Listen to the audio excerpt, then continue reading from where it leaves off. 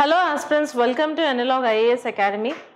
So మీ అందరికీ మా ఎనలాగ్ ఐఏఎస్ అకాడమీ నుంచి దసరా అంటే అప్పుడే మనం దసరా శుభాకాంక్షలు చెప్పక్కర్లేదు. బట్ ఈ 8 రోజులు మనకి ఏదైతే జరుగుతుందో నవరాత్రి, ఓకే. సో ఈ ఫెస్టివల్ ఫెర్వర్లో మీరు కొట్టుకుని పోకుండా కొంచెం చదువు మీద కూడా ఫోకస్ చేయండి. హెల్త్ని బాగా చూసుకోండి. వర్షాలు ఒక పక్కన మనకి డిఫరెంట్ వైరసెస్ అనేవి కొన్ని యాక్టివేట్ అయిపోయాయి. సో అందుకే కొంచెం జాగ్రత్తగా ఉండండి. Stay safe, stay secure, and keep on reading. Okay, what you need to understand is that think big, trust yourself, and make it happen. మన మీద మనకి నమ్మకం లేకపోతే ఇంకెవరికి మన మీద నమ్మకం ఉండదు. సో మిమ్మల్ని మీరు నమ్ముకోండి, మీరు సాధించండి. మీరు ఆ సాధించే ప్రక్రియలో కృషి అనేది చేయండి. ఈరోజు మనకి 29 సెప్టెంబర్ మనం చదువుకోబోయే ఇంపార్టెంట్ న్యూస్ ఆర్టికల్స్ ఏంటో తెలుసుకుందాం. Stampedes in India, this is really breaking my heart. Seriously ఈ ఇయర్లో మనం చూసుకుంటే, ఈ ఇయరే కాదు మనకి చాలా టైం పీరియడ్ నుంచి మనం చూసుకుంటే ఈ స్టాంపీడ్స్ ఏవైతే జరుగుతున్నాయో, తొక్కిసలాటలు, ఇది మనకి మ్యాన్ మేడ్ డిజాస్టర్ కింద వస్తుంది అన్నమాట. చాలా చాలా భయంకరమైనది. నిన్న మనకి జరిగింది ఒక political rally, and Tamil Nadu one of the very famous hero తను తీసుకున్న పొలిటికల్ ర్యాలీలో ఇది జరగటం అనేది నిజంగా దురదృష్టకరం. ఇది మనం గ్రూప్ 1 కాదు, యూపీఎస్సీ పాయింట్ ఆఫ్ వ్యూలో కూడా మనం చదువుకుందాం.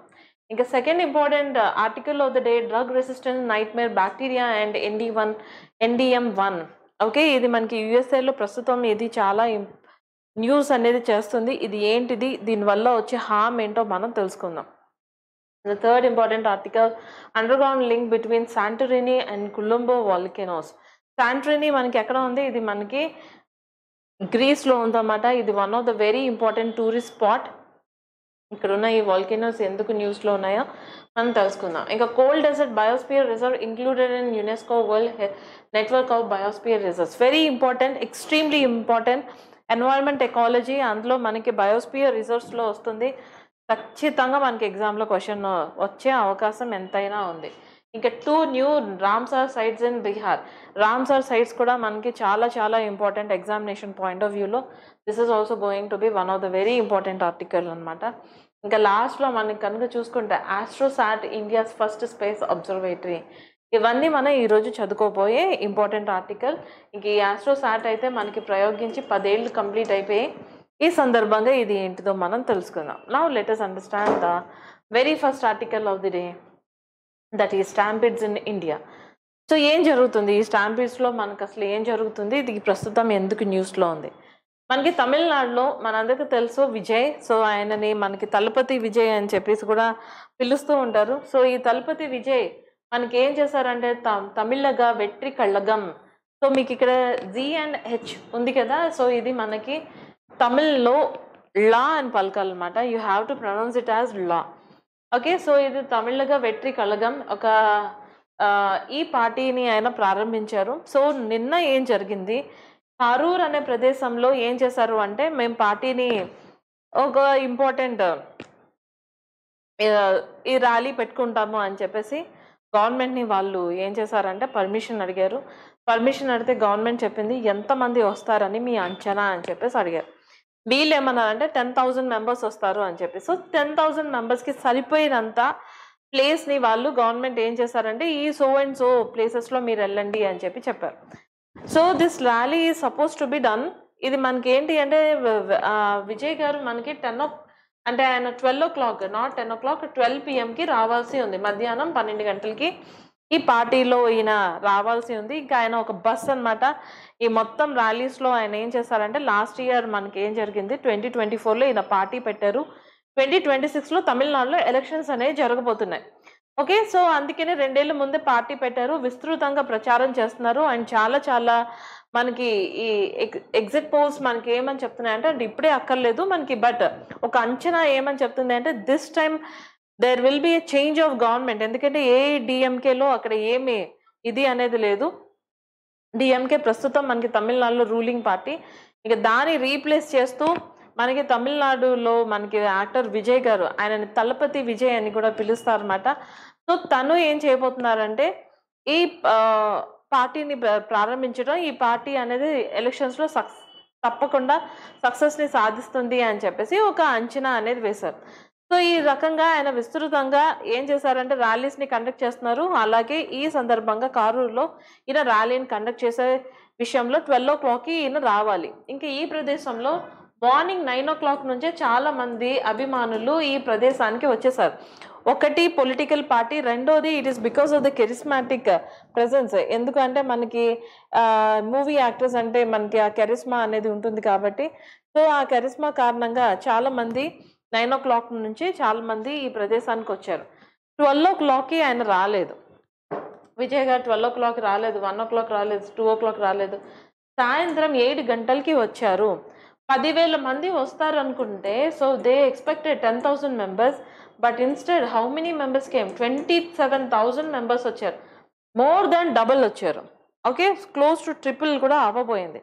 ఇంకా ఈయన వచ్చారు, నెమ్మదిగా వచ్చారు. వచ్చిన తర్వాత మనకి ఆయన బస్సు దగ్గరికి ఆయన ఒక బస్సు మీద నుంచుని ప్రచారం చేస్తున్నారు. ఆ బస్సు దగ్గరికి వెళ్ళిన తర్వాత ఏం జరిగిందంటే అక్కడ ఏదో పవర్ కట్ అయింది అని చెప్పి ఇంకా అక్కడ తొక్కేసలాట్లు అయిపోయి, ఇలా తొక్కేసలాట్లు జరగటం కారణంగా ఎంతమంది చనిపోయారంటే, సో కొన్ని మనకి న్యూస్ మనకి ఏంటి అంటే 30 మంది, 33 మంది, 34 మంది అని చెప్పి ఇలాంటి కౌంట్ అనేది వస్తుంది. ఇంకా చాలా మంది శతగాత్రులు అయిపోయారు.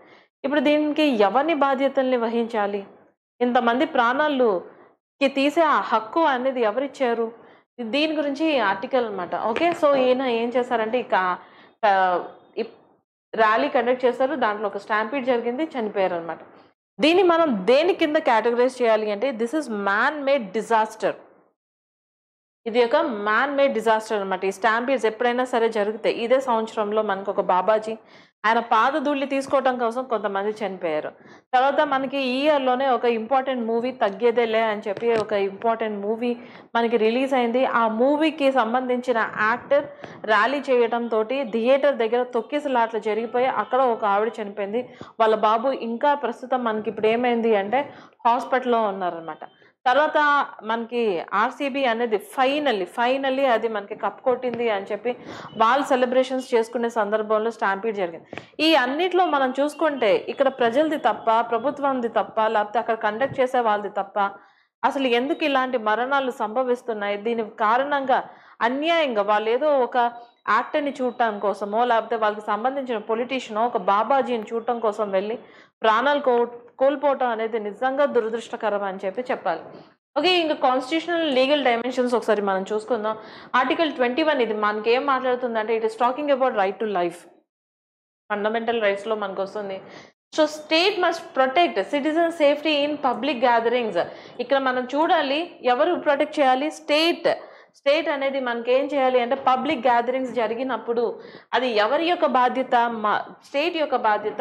ప్రజల యొక్క ప్రాణాలని కాపాడాల్సిన బాధ్యత ప్రభుత్వం ఇదే. ఇక డిజాస్టర్ మేనేజ్మెంట్ యాక్ట్ 2005 ఏమని చెప్తుంది? స్టాంపీడ్స్ని దేని కింద కేటగరైజ్ చేస్తున్నారు అంటే మ్యాన్ మేడ్ డిజాస్టర్స్ కింద మనకి కేటగరైజ్ చేయడం అనేది జరుగుతుంది.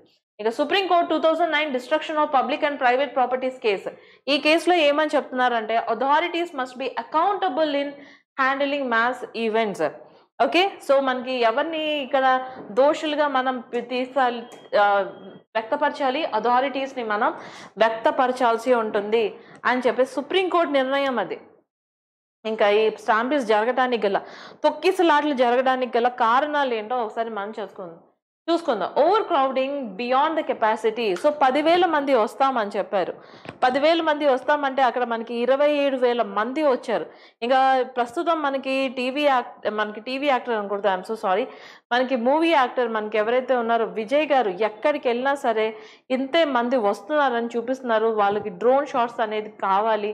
సో దట్ ప్రజలకి ఏంటి అంటే ఒక అపీలింగ్ ఫిగర్ అనేది రావాలి, మా కోసం ఇంతమంది వస్తున్నారు అని చెప్పి చూపించడానికి. వీళ్ళ నెంబర్స్ కోసం ఇక్కడ ఇంతమంది బలైపోతున్నారు అన్న విషయం ప్రతి ఒక్కరు గుర్తుంచుకోవాల్సిన విషయం అనమాట. ఇక కాజెస్ ఆఫ్ స్టాంపీడ్ మనకి ఓవర్ క్రౌడింగ్ అనేది జరుగుతుంది, పోర్ ప్లానింగ్ ఉంటుంది. ఇంకా ఈ ర్యాలీస్లో వాళ్ళు అంచనా వేయలేకపోతున్నారు. రిలీజియస్ యాత్రాస్ కానీ, స్పోర్ట్స్ ఈవెంట్స్ కానీ, కుంభమేళ ప్రయాగ్రాజ్లో 2013లో మనకి ఇలాంటి డిజాస్టర్ జరిగింది. ఇక trigger events leading to panic. So panic ఏం జరుగుతుందంటే rumours, sudden falls, structural collapse. So ఈసారి మనకి ఏంటంటే పవర్ కట్ అనేది జరిగింది. ఎగ్జిట్ అంటే ఎంట్రీ అనేది క్లియర్గా మనకి తెలియకపోవటం. మీరు ఒకవేళ థియేటర్కి వెళ్తే థియేటర్లో మీకు క్లియర్గా రాసి ఉంటుంది ఎగ్జిట్ ఎక్కడ, ఎంట్రీ ఎక్కడ అని చెప్పి. బట్ ఇలాంటి ర్యాలీస్ అన్ఫార్చునేట్లీ రాయలేకపోతారనమాట. అండ్ నెక్స్ట్ ఇంకా మళ్ళీ ఆడవాళ్ళు వాళ్ళకి సంబంధించిన పిల్లలు వస్తే, ఎందుకంటే ఈ తొక్కిసలాటలు జరిగినప్పుడు అమ్మాయిలు సహజంగా ఏం చేస్తూ ఉంటారంటే వాళ్ళని ఎవరు టచ్ చేయకుండా కొంచెం జాగ్రత్తగా నుంచుంటూ ఉంటారు. ఇలాంటి క్రమంలో మనకి ఇలాంటి స్టాంపీడ్స్ జరగటం అనేది చాలా ఎక్కువగా జరుగుతుంది అనమాట. సో ఈ స్ట్రక్చరల్ కొలాప్స్ ఇది కరూర్ ర్యాలీ 2025లో మనకి జరిగింది. నిన్నే జరిగింది అన్ఫార్చునేట్లీ ఇది. ఇక పోర్ ఇన్ఫ్రాస్ట్రక్చర్ ఒకటి, దాన్ని కూడా మనం బ్లేమ్ చేయాల్సి వస్తుంది. Narrow entry and exit and entry points కొంచెం విస్తృతంగా పెట్టాలి, నారోగా ఉంటున్నాయి. వీక్ బ్యారికేడ్స్ పెడతారన్నమాట. సో దాట్ మనకి ప్రజలు ఒకేసారి చాలా మంది రాకుండా ఉండటానికి బ్యారికేడ్స్ పెడుతూ ఉంటారు. No dispersal routes. Delhi railway station FOB stampede 2025లో మనకి ఇది జరిగింది. ఇక అడ్మినిస్ట్రేటివ్ ల్యాబ్స్ మనం చూసుకుంటే ఇక్కడ administrative poor coordination, warning system లేదు పోలీస్ మధ్య, civic agencies and organizers. RCB వీళ్ళకి కప్పు గెలిచారని చెప్పి అక్కడ సెలబ్రేషన్ పార్టీ పెట్టారు, చనిపోవటం అనేది జరిగింది బెంగళూరులో మనకి. ఇంకా సోషో కల్చరల్ ఫ్యాక్టర్స్, ఇంకా ఇమోషనల్ ఇన్వాల్వ్మెంట్ అంటే రథయాత్రలు కానీ బాబాజీస్ ఎవరైనా సరే ఇన్వాల్వ్ అవుతాయి, పిల్గ్రిమేజ్ యాత్ర, పొలిటికల్ ర్యాలీస్. ఇక్కడ మనకి క్రౌడ్ అనే వాళ్ళు ఏంటంటే కొంచెం ఇమోషనల్గా ఉంటారు, ఇమోషనల్లీ ఆ పర్టికులర్ థింగ్కి అసోసియేట్ అయ్యి ఉంటారు. ఓకే, ఇంకా దీనివల్ల వచ్చిన కాన్సిక్వెన్సెస్ ఏంటి? Human last. Obviously who will replace that person? మనకి టీవీకే పార్టీ వాళ్ళు ఏమని ప్రెస్ స్టేట్మెంట్ ఇచ్చారంటే మా తరపున మేము 20 లక్షల రూపాయలు ఇస్తాము అని చెప్పి, ప్రభుత్వం 10 లక్షల ఎక్స్గ్రేషియా ఇస్తామని చెప్పారు. కానీ ఇవన్నీ డబ్బులు ఇచ్చినా సరే చనిపోయిన వాళ్ళ ప్రాణాన్ని మనం తీసుకుని రాలేం. That is irreplaceable. Okay, large death, crush injuries, psychological trauma ఇవన్నీ జరుగుతాయి. ఇంకా గవర్నెన్స్ డెఫిసిట్ మనం చూసుకుంటే వీక్ ఫోర్సైట్ ఒకటి, ఈరోడింగ్ సిటిజన్స్ ట్రస్ట్ ఇన్ అడ్మినిస్ట్రేషన్, ఇవన్నీ కూడా మనకి ఇది ఎక్స్పోజ్ చేస్తుంది. ఓకే, ఇంకా మనం ఛాలెంజెస్ ఇన్ ప్రివెన్షన్ ఒకసారి చూద్దాం. ఎలా అన్ప్రిడిక్టబిలిటీ, రిలీజియస్ యాత్ర, పొలిటికల్ ర్యాలీస్, ఇంక ఇలాంటి జరిగినప్పుడు అప్పుడు ఏం చేయాలి? అక్కడ మనకి పర్ఫెక్ట్గా ఎంట్రీ ఎగ్జిట్ పాయింట్స్ని తెలియజేయాల్సి వస్తుంది. అంతేకాకుండా మనకి అక్కడ చాలా పోలీస్ పర్సనల్ని తరలించాల్సి వస్తుంది. సేఫ్టీ, సెక్యూరిటీ ఇవన్నీ కూడా చాలా ఇంపార్టెంట్ కదా. Okay, so this is the thing అనమాట. దీనికి వే ఫార్వర్డ్ ఒకసారి సజెస్ట్ చేద్దాం. పబ్లిక్ బిహేవియర్, పానిక్ అవ్వకూడదు ఇలాంటి సందర్భాల్లో, ignoring advices and next rushing to the focal points causes search చేసాం. సో ఎప్పుడు కూడా పానిక్ అవ్వకూడదు. రెండోది ఒక ఎత్తుగా మనకి వెళ్ళిపోకూడదు అనమాట. సో వాళ్ళు ఏంటి అంటే కొంచెం డెకరం అనేది డెఫినెట్లీ మెయింటైన్ చేయాలి. దీనికి వే ఫార్వర్డ్ మీరు ఏం సజెస్ట్ చేస్తారు? సైంటిఫిక్ క్రౌడ్ మేనేజ్మెంట్ అనేది మనం తెలుసుకోవాలి. ఏఏ బేస్డ్ మోడలింగ్ ఒకటి, డ్రోన్స్ తోటి, తర్వాత dedicated crowd management units, police volunteers ఇలాంటి వాళ్ళందరినీ కూడా హైర్ చేసుకోవాల్సి ఉంటుంది. ఇన్ఫ్రాస్ట్రక్చర్ డిజైన్ అనేది ఎక్కడైతే మనకి నారో స్ట్రీట్స్ ఉంటాయో అక్కడ ర్యాలీలే మనం అసలు అవాయిడ్ చేయాలి.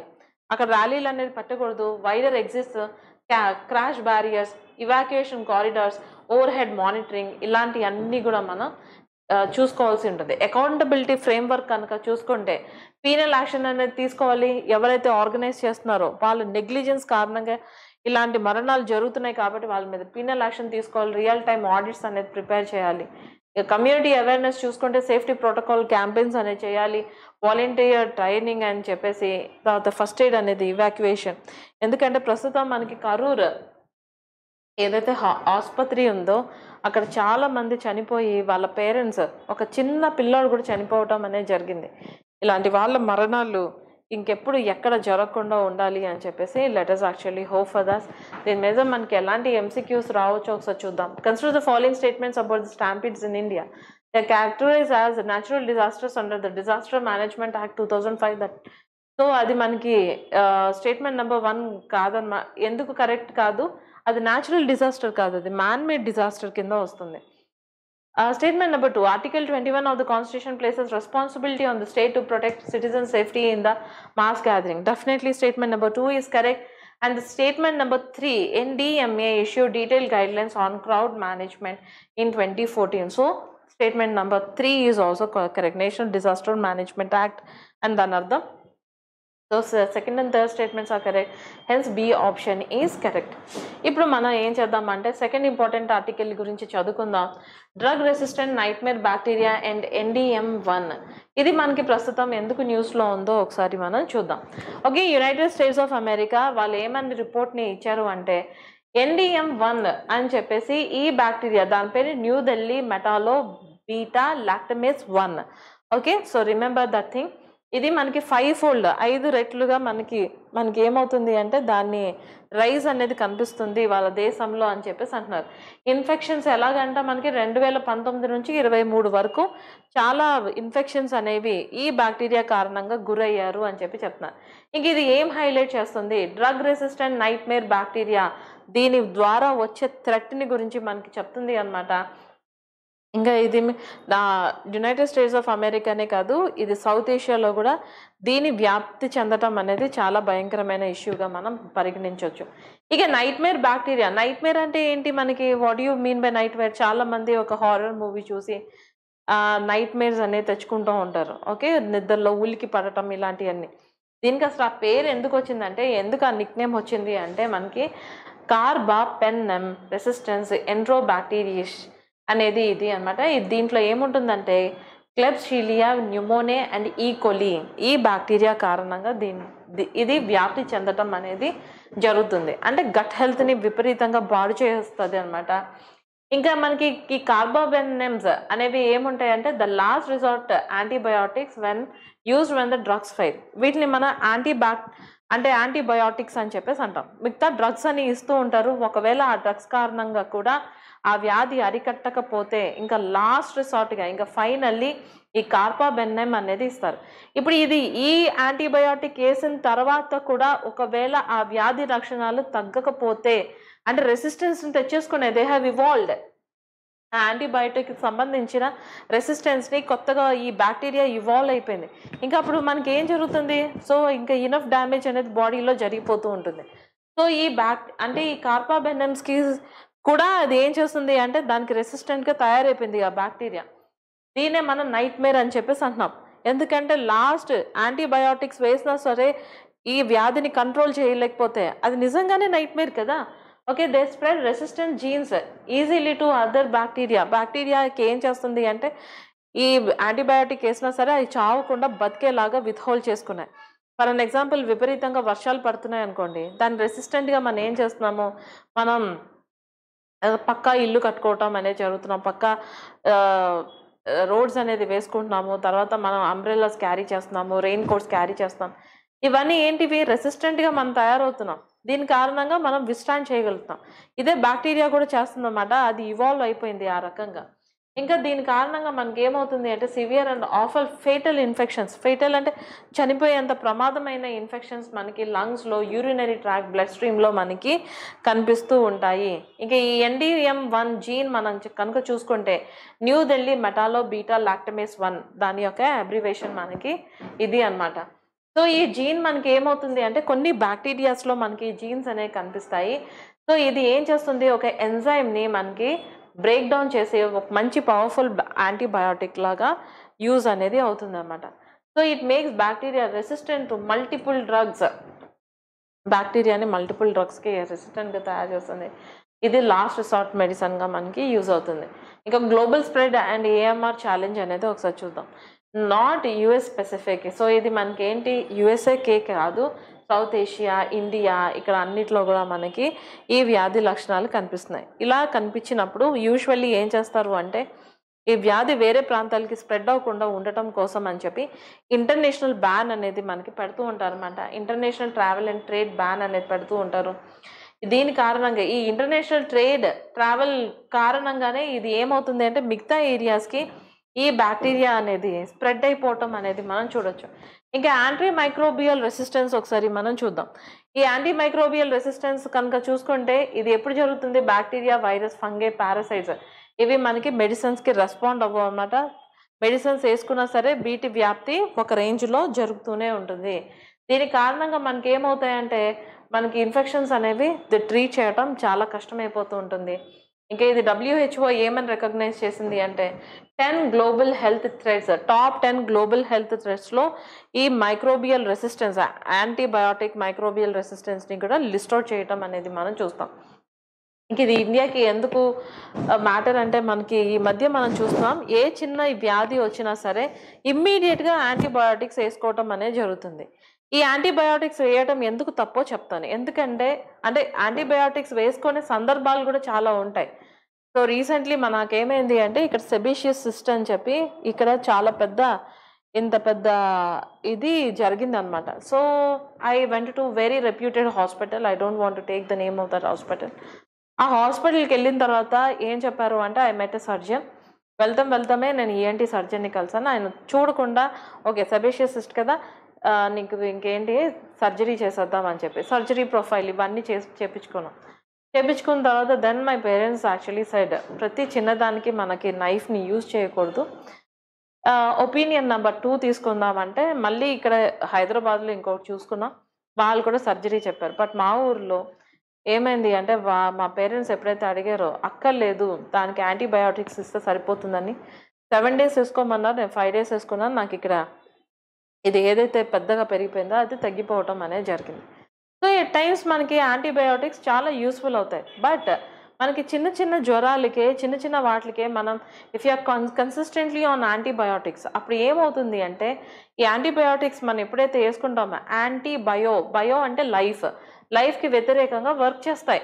మన గట్ బ్యాక్టీరియా మన గట్లో ఏమవుతుంది అంటే some billions and billions of bacteria ఉంటాయి. ఇప్పుడు వేసిన డ్రగ్కి తెలియదు ఏది చెడు బ్యాక్టీరియా ఏది మంచి బ్యాక్టీరియా. ఉన్న మొత్తం బ్యాక్టీరియా చాలా వరకు బ్యాక్టీరియాని ఒకే దెబ్బతోటి కొన్ని బిలియన్స్ ఆఫ్ బ్యాక్టీరియాని చంపుతాయి. అందుకే మీరు చూడండి ఎప్పుడైనా మీరు యాంటీబయాటిక్స్లో ఉంటే చాలా వీక్గా ఉంటారు. ఓకే, సో అందుకే అనమాట ఎక్కువ మనకి మన భారతదేశంలో ఏం చేస్తున్నారు ఈ యాంటీబయాటిక్స్ మిస్యూజ్ అనేది జరుగుతుంది. కాబట్టి definitely it is a very important thing for our country. ఇంకా poor infection control in hospitals అదైతే నిజంగా చెప్పచ్చు. ఇంకా use of antibiotics in livestocks and poultry లైఫ్ స్టాక్స్లో they are very prone to diseases. ఎందుకంటే మనలాగా రోజు బ్రష్ స్నానం చేసుకో కాబట్టి యానిమల్స్కి తొందరగా ఏదైనా వ్యాధి సోకే ప్రమాదం ఉంటుంది. ఆ వ్యాధి సోకకుండా ఉండటం కోసం వాటికి ఆల్రెడీ యాంటీబయాటిక్స్ ఇస్తారు. అదే మీట్ని మనం తింటున్నాం. ఓకే, ఇంక ఇవంతా కూడా మనకి ఏమని చెప్తుంది అంటే public health, medical tourism and economic గ్రోత్ని ఇది ఎఫెక్ట్ చేయబోతుంది. సో దీనికి మనం వే ఫార్వర్డ్ అంటే ఏం సజెస్ట్ చేస్తారు? సర్వీలెన్స్ని స్ట్రెంథెన్ చేయాలి. AMR కేసెస్ ఈ యాంటీ మైక్రోబియల్ రెసిస్టెన్స్ కేసెస్ని ట్రాక్ చేయాలి. గ్లోబల్ లెవెల్లో ట్రాక్ చేయాల్సి ఉంటుంది. రేషనల్ యాంటీబయాటిక్స్ యూజ్ని రేషనల్గా మనం యూజ్ చేయాలి. రీసెర్చ్ని ప్రమోట్ చేయాలి. తర్వాత one health approach, global cooperation ఇవన్నీ కూడా మనం చేయాల్సి ఉంటుంది. ఈ టాపిక్ మీద మనకి ఎగ్జామ్లో ఎలాంటి MCQs రావచ్చో ఒకసారి మనం చూద్దాం. Consider the following statements about the NDM1 bacteria. NDM1 makes bacteria resistant to the carbapenems which are last resort antibiotics. కరెక్టే. NDM1 is found only in India, not in other countries. కాదు కదా, south ఏషియాలో ఉంది, United స్టేట్స్లో ఉంది. So hence statement number 2 is incorrect. Third statement, antimicrobial resistance is considered one of the WHO's top global health threats. The third statement kuda correct. Hence option number B is correct. Okay, ఇప్పుడు మనం article number 3 చదువుకుందాం. Underground link between Santorini and Kolumbo volcanoes, గ్రీస్లో అనమాట. మీరు ఎప్పుడైనా చూడండి, శాంటరినీ చాలా important tourist spot. అది చాలా అందంగా ఉంటుంది. అక్కడ ఇళ్ళని white colour and blue colour పెయింట్లో ఉంటుంది. వాళ్ళకి సీ కూడా దగ్గరగా ఉంటుంది. గ్రీస్లో ఉంటుంది, చాలా అందంగా ఉంటుంది. సో ఇక్కడ మనకి ఏం జరిగింది అంటే I will give you the context. First context చెప్తాము. కాంటెక్స్ట్ ఏంటి అంటే రీసెంట్గా మనకి కొన్ని స్టడీస్ జరిగాయి అనమాట. లాస్ట్ ఇయర్ 2024 నుంచి ఇయర్ 2025 ఫిబ్రవరి వరకు. ఏమని చెప్పారు అంటే మనకి ఈ ఏరియాలో గ్రీస్ ప్రాంతంలో అండర్ గ్రౌండ్ మ్యాగ్మాటిక్ కనెక్షన్ అనేది ఉంది. మ్యాగ్మా అంటే లావా అనే, భూమి లోపల ఉంటే మ్యాగ్మా అంటారు, భూమిని టచ్ అవుతే లావా అంటారు. ఓకే, ఈ మ్యాగ్మా కనెక్షన్ అనేది ఉంది. ఎక్కడెక్కడ ఉంది అంటే గ్రీస్లో శాంటరినీ అను కొలంబో ఏరియాలో మనకి అండర్ గ్రౌండ్ ఇవి ఉన్నాయి అని చెప్పేసి చెప్తున్నారు. ఏమని చెప్తున్నా అంటే this is the first direct evidence of 2 neighbouring volcano sharing the common magma. So ఇక్కడ మనకి ఏమైంది, కొలంబో అని చెప్పి ఇక్కడ ఒక ఏరియా ఉంది, ఇక్కడ శాంటరినీ ఉంది. ఇక్కడ ఒక మనకి ఒక వాల్కెనో ఉంది, ఇక్కడ కూడా ఒక వాల్కెనో ఉంది. యూజువల్లీ మనకి దీని కింద ఉన్న మ్యాగ్మా ఛాంబర్ కారణంగా మీకు తెలుసా వాల్కెనోస్ ఎలా పేలుతాయి అనేది? ఇది మీరు వాల్కెనో అనుకుంటే దీన్ని క్రేటర్ అనుకోవచ్చు. ఓకే, దీని యొక్క వాల్కెనో ఒక మౌత్ని క్రేటర్ అని చెప్పేసి అంటారు. దీని లోపల మనకి ఒక వెంట్స్ అనేవి ఉంటాయి, అంటే పొగగొట్టం లాంటి మనకి ఎలాగైతే ఉంటాయో వాల్కెనోలో కూడా అలా గొట్టం అనేది ఉంటుంది. దాని కింద ఎక్కడో మనకి మ్యాగ్మా ఛాంబర్, ఇక్కడ మనకి బోల్డ్ అని రాక్స్ ఉండొచ్చు. ఈ రాళ్ళు మనకి ఏం చేస్తాయంటే కంటిన్యూస్గా ఈ మ్యాగ్మా అనేది పిచ్చ వేడిగా ఉంటుంది కదా, టెంపరేచర్ హైగా ఉంటుంది, ప్రెషర్ కూడా హైగా ఉంటుంది. Because of this high temperature and pressure it constantly heats this rocks. ఇలా రాళ్ళని కంటిన్యూస్గా కొట్టడం కారణంగా ఈ క్రస్టల్ రాక్ అనేది బ్రేక్ అవుతుంది. ఓకే, ఈ రాయి పగలటం కారణంగా ఈ వెంటలో నుంచి మనకి లావా అనేది బయటకు వస్తుంది. ఇంక ఇట్లాగా మనకి లావా అనేది బయటకు వస్తుంది. ఓకే, ఫస్ట్ మనకి లావా రాకముందు మనకి ఏం చేస్తుంది అంటే పైరోక్లాస్టిక్ సబ్స్టెన్స్, వాల్కెనిక్ బాంబ్స్ని, యాష్ని, తర్వాత సివియర్ లైట్నింగ్ ఇలాంటివన్నీ జరిగిన తర్వాత మనకి లావా అనేది వస్తుంది. ఓకే, సో ఇక్కడ మనకి ఒక వాల్కెనో ఉంది, ఇక్కడ వాల్కెనో ఉంది, ఇక్కడ కూడా ఏదో మ్యాగ్మా ఛాంబర్ ఉందని అనుకున్నారు. కానీ బట్ మొదటిసారి ఏమనుకున్నారంటే ఈ రెండిటికి ఒకటే మ్యాగ్మా ఛాంబర్ ఉంది. ఈవెన్ దో అవి వేరే వేరే ప్లేసెస్లో ఉన్నప్పటికీ, చాలా దూరం ఉన్నప్పటికీ ఈ రెండిటికి ఒకటే మ్యాగ్మా ఛాంబర్ ఉంది. ఆ మ్యాగ్మా ఛాంబర్ నుంచే వీటికి ఏం జరుగుతుంది అంటే ఇలా జరుగుతుంది, ఇలా వాల్కెనిక్ ఇరప్షన్స్ జరుగుతున్నాయి అని చెప్పి తెలుసుకున్నారు. ఇంకా దీన్ని seismic activity and surface changes చూసుకుందాం. ఎర్త్క్వేక్స్ మనం చూసుకుంటే ప్రస్తుతం వరకు 1200 ట్రెమర్స్ శాంటోరిని ఇన్ ఎర్లీ 2025 2025లో మనకి 1200 టైమ్స్ వాళ్ళకి భూమి కదలికలు అనేవి కనిపించాయి అన్నమాట. ట్రెమర్స్ అని చెప్పేసి అంటూ ఉంటాం. ఇక గ్రౌండ్ స్వెల్లింగ్ అనేది, సో భూమి అనేది అంటే అది ఉబుకుతుంది. సర్ఫేస్ ఆఫ్ శాంటోరిని మనకి ఏం జరిగిందంటే కొన్ని సెంటీమీటర్స్ రైజ్ అయింది. ఎందుకంటే కింద దానికి మ్యాగ్మా ఛాంబర్ ఉంది కదా, అది కాన్స్టెంట్లీ మనకి రైజ్ అవుతుంది. ఇంకా ప్యాటర్న్ మనం కనుక చూసుకుంటే ఈ ఎర్త్క్వేక్స్ అనేది ఎక్కడికి షిఫ్ట్ అవుతున్నాయి, శాంటోరిని టు కొలంబో. ఇక్కడ 2 వాల్కెనోస్ అనేవి మనకి ఒకసారి అది పేలుతుంది, ఒకసారి ఇది పేలుతుంది. ఇక డైరెక్ట్ మ్యాగ్మా ఛాంబర్ ఉండటం కారణంగా probably there will be a day 2 ఒకేసారి పేలితే అది పెద్ద డిజాస్టర్ అనేది అయిపోతుంది. దీని ఇంటర్ప్రిటేషన్ ఏంటి అంటే మ్యాగ్మా అనేది మనకి ఏం చేస్తుంది అంటే మూవ్ అవుతుంది. ఈ 2 వాల్కెనోస్కి అండర్నీత్గా మనకి మూవ్ అవటం కారణంగా ఇలాగా ఈ పేలుళ్ళు అనేవి జరుగుతున్నాయి. ఇక ఈ షేడ్ మ్యాగ్మా ప్లంబింగ్ సిస్టమ్ అనేది మనం చూసుకుంటే మ్యాగ్మా ఫస్ట్ ఏంటి శాంటోరినికి ప్రవహించి అక్కడ నుంచి కొలంబోకి మనకి వెళ్తుంది అని చెప్పి ఈ స్టడీస్ మనకి తెలియచేశాయి. సో వాల్కెనోస్ ఆర్ ఇండిపెండెంట్ అని అనుకున్నాం, కానీ బట్ రైట్ నో మనం చూసుకుంటే ఈ 2 వాల్కెనోస్ మనకి సేమ్ మ్యాగ్మా ఛాంబర్ని షేర్ చేసుకోవటం కారణంగా ఇది నిజంగా ఒక న్యూ కేస్ స్టడీ అని మనం చెప్పొచ్చు. కాంప్లెక్స్ అండర్ గ్రౌండ్ ఇంటరాక్షన్ జరుగుతుంది, అది మనం దీని మీద ఇంకా ఫర్దర్ రీసెర్చ్ అనేది జరగాలి. ఇంకా హిస్టారికల్ జియోలాజికల్ కాంటెక్స్లో మనం చూసుకుంటే క్రీస్తు పూర్వం 1560 బీసీలో మనకి శాంటోరిని ఇరప్షన్ అనేది జరిగింది. అక్కడ మినోయన్ సివిలైజేషన్ అనేది ఉంది. అక్కడ సునామీలు, ఈ వాల్కెనిక్ వింటర్ ఇవన్నీ జరిగాయి అన్నమాట. వాల్కెనిక్ వింటర్ అంటే సో ఈ వాల్కెనో నుంచి వచ్చిన పైరోక్లాస్టిక్ సబ్స్టెన్స్ మనకి ఆకాశం ఉపరితలంలో ఎంతవరకు వెళ్ళాయంటే అది సన్ రేస్ని కొన్ని నెలలు బ్లాక్ చేయడం కారణంగా వాళ్ళకి కంటిన్యూస్ వింటర్ అనేది కంటిన్యూ అయిపోయింది. ఇంకా కొలంబో ఇరప్షన్ మనకి 1650 కామన్ ఇరా. ఇక్కడ నుంచి ఈ 2 మనకి యాక్టివ్గా ఉండటం అనేది కనిపిస్తుంది. ఓకే, సో ఇప్పుడు ఈ టాపిక్ మీద మనకి ఎగ్జామ్లో ఎలాంటి ఎంసీక్యూస్ రావచ్చో చూద్దాం. ఈరోజు ఆర్టికల్స్ 3 మనకి 2 అయితే ఎకలాజికల్ అండ్ ఎన్వైరన్మెంట్కి సంబంధించింది, ఒకటి geography. Almost they are related to each other, very important. Okay, consider the following statements about the Santorini volcanic system. The recent study confirmed that Santorini and Colombo volcanoes share a common magma plumbing system. That is correct. The catastrophic Santorini eruption around 1560 BC is linked to the decline of the Minoan civilization. కాదు, మనకి మిగతా వాటికి కూడా మనకి ఏమవుతుందంటే no, statement number is correct. Statement number 2, ఎందుకంటే ఇక్కడ మనకి సునామీలు కూడా మనకి వచ్చాయి అన్నమాట. ఓకే, సో ఈ సివిలైజేషన్ పడిపోవటానికి ఇదే reason, one of the reason. Kolumbo volcano last erupted in the 19th century. కాదు, ఇది మనకి ఎప్పుడు 1600 అంటే 17th centuryలో ఇది ఇరప్ట్ అయింది. And statement number 1 and 2 are correct. Okay, shall we move on to the other article of the day. Cold desert biosphere reserve included in UNESCO world network of biosphere reserves. ఒకసారి ఇది మనం చూద్దాం.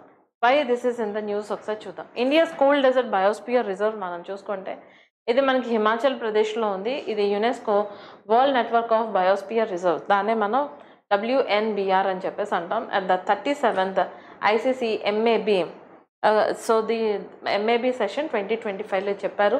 ఇది మన భారతదేశం యొక్క first high altitude cold desert. Very important. ఏదైతే first ఉంటుందో అది ఎగ్జామినేషన్ పాయింట్ ఆఫ్ వ్యూలో ఎక్స్ట్రీమ్లీ ఇంపార్టెంట్ అవుతుంది. First high altitude cold desert site in the global network అని మనం చెప్పొచ్చు. ఇంక ఇదేంటో ఒకసారి మనం చూసుకుందాం. ఇది హై ఆల్టిట్యూడ్ బయోస్పియర్ రిజర్వ్. ఇది మనకి సముద్ర మట్టం కంటే 7770 స్క్వేర్ కిలోమీటర్స్ ఎత్తులో ఉందన్నమాట, హిమాచల్ ప్రదేశ్ ట్రాన్స్ హిమాలయన్ రీజియన్లో. ఇంకా ఇది మనకి Pin valley national park, Kibber wildlife sanctuary, Chandratal wetland and surrounding ఏరియాస్ని మొత్తాన్ని కూడా ఇది కవర్ చేయడం అనేది జరుగుతుంది. ఇంకా మనకి ఇక్కడ మనకి ఈ బయోస్పియర్ రిజర్వ్లో మీకు తెలుసు కదా కోర్, బఫర్, ఇంకా ట్రాన్సిషన్ ఏరియాస్ అనేవి ఉంటాయి. ఈ కోర్లో ఏ హ్యూమన్ యాక్టివిటీ అనేది ఎలో చేయరు. బఫర్ జోన్లో కొంత సైంటిఫిక్ ఇలాంటి రీసెర్చ్ని మనకి అలౌ చేస్తూ ఉంటారు. ట్రాన్సిషన్ జోన్లో మనకి కొంతమంది ఉండొచ్చు కూడా అనమాట. ఓకే, సో ఇక్కడ మనకి కన్జర్వేషన్ అండ్ కమ్యూనిటీ లైవ్లీహుడ్స్ అనేవి సేఫ్ గార్డ్ చేస్తాయి. దీని లొకేషన్ చూద్దాం. మనకి డిస్ట్రిక్ట్ వచ్చేసి లాహౌల్ స్పిటి, ఇది హిమాచల్ ప్రదేశ్లో ఉంది. ఇది మనకి సముద్ర మట్టం కంటే 3300 to 6600 మీటర్స్ ఎత్తులో ఉంటుంది. ఇక టెరైన్ మనం చూసుకుంటే ప్లాట్యూస్ అనేవి ఉన్నాయి.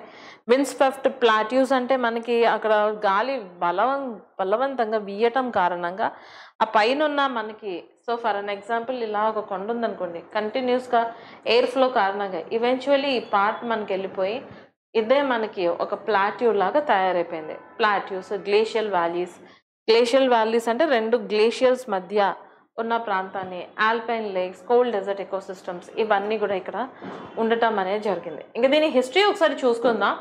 హిస్టరీ మనం చూసుకుంటే ఇది మనకి 2009లో దీన్ని కోల్డ్ డెజర్ట్ బయోస్పియర్గా రికగ్నైజ్ చేయడం జరిగింది. ఇది యునెస్కో WNR అంటే world wide network of biosphere reserve అని 2025 దీనికి ఇంటర్నేషనల్ రికగ్నైజేషన్ అనేది వచ్చింది. దీని ఫీచర్స్ మనకి ఫ్లోరా, ఇక్కడ ఎంత ప్లాంట్స్ అనేవి ఉన్నాయంటే మనకి 655 హర్బ్స్ అనేవి, 41 shrubs, ఇంకా 17 ట్రీస్ అనేవి మనకి ఇక్కడ ఉన్నాయి. నెక్స్ట్ మనకి ఇక్కడ ఇంకేం ఇంక్లూడ్ అవుతాయంటే endemic species and 47 medicinal plants అనేవి మనకి ఉన్నాయన్నమాట. They are important for Sowa, Rigpa, Amchi, Tibetan medicine. దీంట్లో ఈ హర్బ్స్ని యూజ్ చేసుకుంటారు. ఇంకా నెక్స్ట్ మనకి ఫానా చూసుకుంటే 17 mammals అనేవి ఉన్నాయి, 17 mammals, 119 birds అనేవి ఉన్నాయి. దీంట్లో ఫ్లాగ్షిప్ స్పీషీస్ మనం చూసుకుంటే snow leopard, very important, Himalayan wolf, Tibetan antelope and Himalayan ibex. ఈ ప్రాంతంలో తప్ప ఇంకెక్కడ మనకి పెరగవు, ఎందుకంటే అక్కడ కోల్డ్ క్లైమేటిక్ కమ్యూనిటీస్లో ఉండాలి కాబట్టి. ఇంకా కమ్యూనిటీస్ మనం చూసుకుంటే అప్రాక్సిమేట్లీ 12,000 లెవెల్లో, ఈ ఫీట్ లెవెల్లో మనం చూసుకుంటే రెసిడెన్స్ మనకి అక్కడ పాస్ట్రోలిజం అంటే మనకి ఏంటి, వాళ్ళు క్యాటిల్ హర్డర్స్ అని చెప్పేసి అంటాం.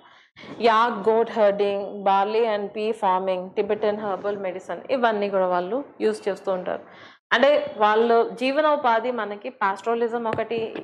ఆ తర్వాత వాళ్ళు అక్కడ ఏం జంతువుల్ని రేర్ చేస్తున్నారు అంటే యాక్, గోట్ వీటిని, తర్వాత బార్లీ అండ్ పీ ఫార్మింగ్ వీటిని పెంచుతూ ఉన్నారు. టిబెటన్ హెర్బల్ మెడిసిన్ని కూడా పెంచుతున్నారు. ఇక జోనేషన్ మనకి కోర్, మనం ఏం చెప్పాం, కోర్, బఫర్ అండ్ ట్రాన్సిషన్ అని చెప్పాం కదా.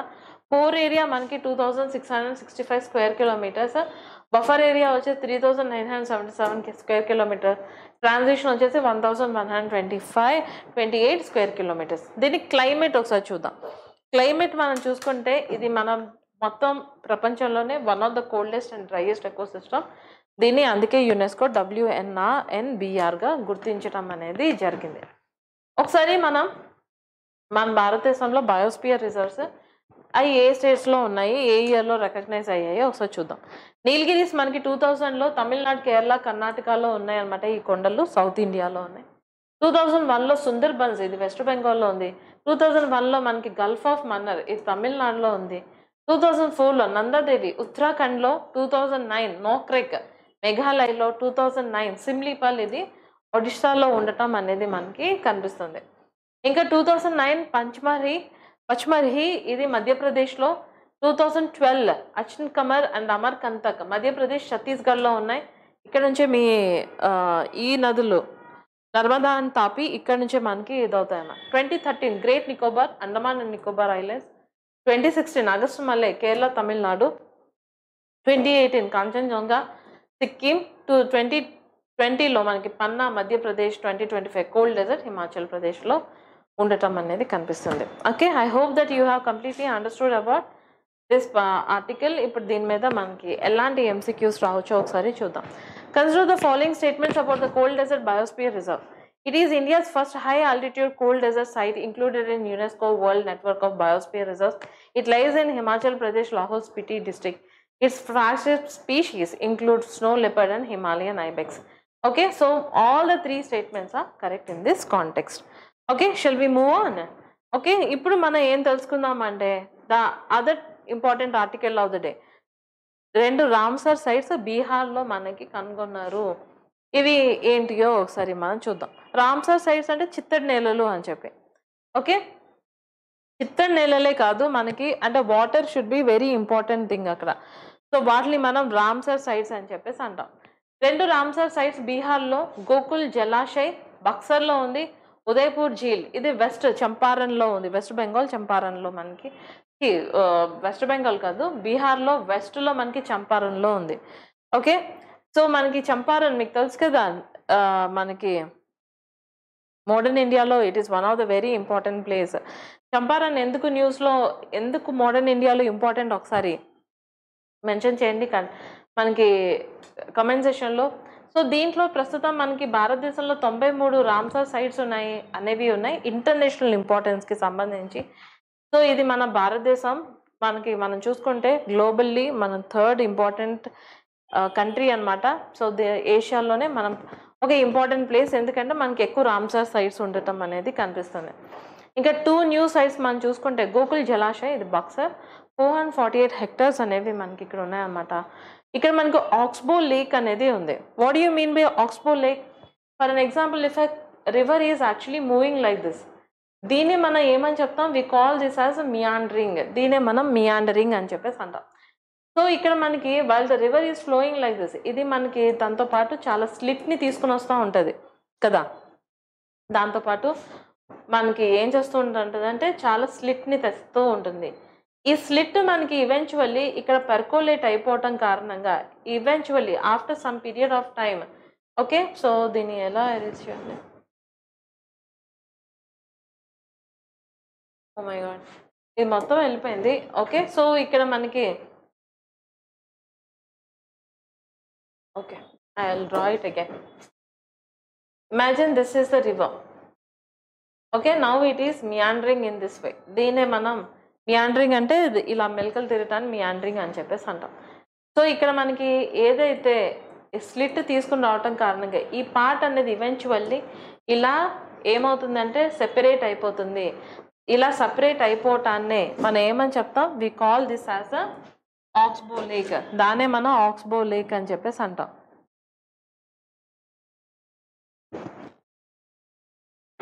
This is called as an oxbow lake. దీనే మనం ఆక్స్బో లేక్ అని చెప్పేసి అంటాం. ఓకే, మీకు అర్థమైంది కదా. సో ఇక్కడ మనకి గోకుల్ జలాశయ్ అనేది ఏదైతే ఉందో అది ఒక ఆక్స్బో లేక్ అనమాట. గంగా నది యొక్క సదర్న్ ఎడ్జ్లో మనకి ఇలాగా కనిపిస్తుంది. ఇది మనకి ఒక ఫ్లడ్ బఫర్, ఎందుకంటే ఫ్లడ్స్ టైంలో నది నీళ్ళతో పాటు చాలా స్లిట్ని క్యారీ చేసి ఇలా మనకి ఏం చేస్తుందంటే డిపాజిట్ అనేది చేస్తుంది. ఈ ఫ్లడ్ బఫర్ అనమాట నియర్ బై విలేజ్కి. ఇక్కడ మనకి 50+ బర్డ్ స్పీషీస్ ఈ జలాశయాన్ని నమ్ముకొని ఉంటున్నాయి, అంటే ఈ గోకుల్ జలాశయకి. Fishing, farming, irrigation, community led cleaning rituals ఇవన్నీ కూడా ఇక్కడ జరుగుతూ ఉంటాయి. ఇంకా రెండో ఇంపార్టెంట్ ఏరియా మనం చూసుకుంటే ఉదయపూర్ ఝీల్. ఇది మనకి వెస్ట్ చంపారణ్లో ఉంది.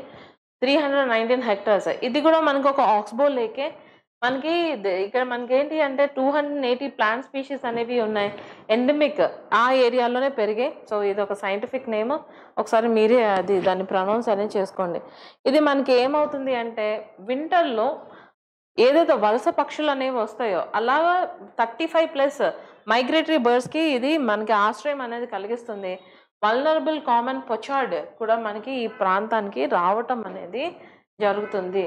So this is the importance of these two. ఇప్పుడు మనం రామ్సార్ సైట్స్ యొక్క డెఫినేషన్ చూసుకుందాం. Wetlands of international importance. So wetlands అని దాని అర్థం.